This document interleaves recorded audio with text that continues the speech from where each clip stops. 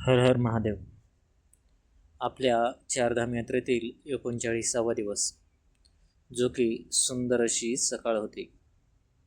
ज्योतिर्मठ, जे शंकराचार्य यांचं निवासस्थान, येथूनच आपल्या यात्रेचा आजचा दिवस आणि त्याची सुरुवात झाली. सर्वात सुंदर म्हणजे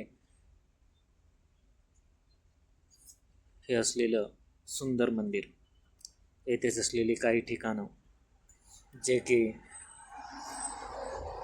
भगवान शंकराचं, महादेवाचं मंदिर आणि येथेच असलेले काही नंदी, तसेच येथेच जगद्गुरू शंकराचार्य यांना याच झाडाखाली साक्षात्कार झाला असे म्हटले जाते आणि हे शिवलिंग त्यांनीच स्थापन केल्याचे सांगितले जाते. या झाडाच्याच बाजूला एक छोटीशी गुफा देखील आहे. ती शंकराचार्यांची तपस्यास्थळी अशी मानली जाते. याच झाडाला कल्पवृक्ष म्हणून देखील संबोधले जाते, कारण याच झाडाच्या खाली बसून त्यांना ईश्वरी साक्षात्कार झाल्याचे सांगितले जाते. खूप सुंदर असं हे मंदिर आहे.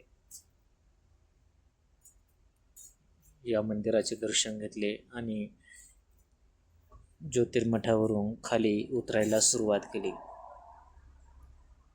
सकाळचं कोवळं ऊन अंगावर घेत आम्ही या ज्योतिर्मठावरून खाली उतरत होतो. येथेच एक नरसिंह देवतेचं एक मंदिर देखील आहे. त्या मंदिराकडे येऊन पोहोचलो. जसं आम्ही खाली उतरत होतो तसं ऊन हे थोडंसं वाढतच होतं. जसं तुम्हाला सांगितलं की या कल्पवृक्षाच्याच बाजूला एक छोटीशी गुफा देखील आहे. हा रस्ता तिकडेच जातो. येथे बराच वेळ आम्ही व्यतीत केला आणि हे आहे येथील नरसिंह मंदिर. आपण पाहू शकतो कशा प्रकारे हे नरसिंह मंदिर आहे. खूप सुंदर असं या मंदिराची कलाकृती येथे बांधण्यात आलेली आहे आणि खूप सुंदर असं हे मंदिर आहे. आपण पाहू शकतो की कशा प्रकारे हे मंदिर येथे उभारण्यात आलेले आहे. या मंदिरात गेल्यानंतर सर्वात प्रथम मंदिराचे दर्शन वगैरे घेतले. थोडा वेळ तेथेच असलेल्या इतर मंदिरातही जाऊन दर्शन घेतले, विश्रांती घेतली आणि पुन्हा पुढे चालायला सुरुवात केली. साधारण 10 वाजता हा पूर्ण उताराचा भाग संपवून अलकनंदा नदीच्या पात्रामध्ये येऊन पोहोचलो. या पुलावरून अलकनंदा नदीचं पात्र अगदी सुंदर असं पाहायला मिळालं. पुन्हा पुढे आल्यानंतर विष्णुप्रयाग, येथे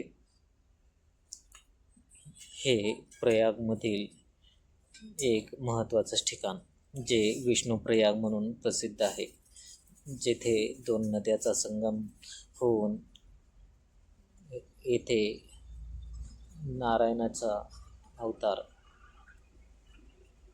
येथे मूर्ती आहे. तेथेही दर्शनाचा योग झाला. आपण पाहू शकतो कशा प्रकारे येथे नारायणाची मूर्ती स्थापित केलेली आहे. येथे दर्शन घेतल्यानंतर आता सरळ पुढे चालायला सुरुवात केली. इथून साधारण 40 किलोमीटर अंतर आता बाकी राहिलेले आहे, जे बद्रीनाथ या धामाकडे जाताना आपल्याला अशा प्रकारे हे मंदिर वाटेमध्ये पुन्हा एकदा एक बद्री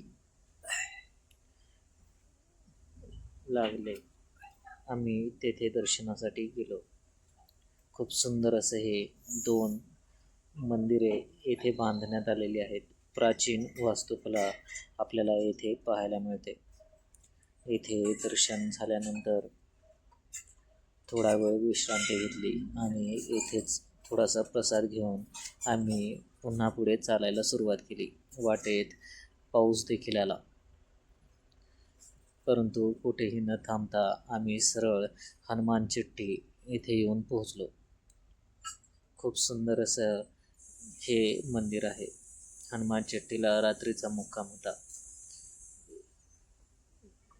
आणि आपण जे पाहत असलेले मंदिर आहे ही पांडवकालीन असल्याचे सांगितले जाते. येथेच पांडवांनी वास्तव्य केले असे देखील सांगितले जाते. आणि हनुमान चिट्टी हे खूप प्राचीन असं मंदिर आहे, ज्याचे दर्शन आपण उद्याच्या व्हिडिओमध्ये पाहणार आहोत.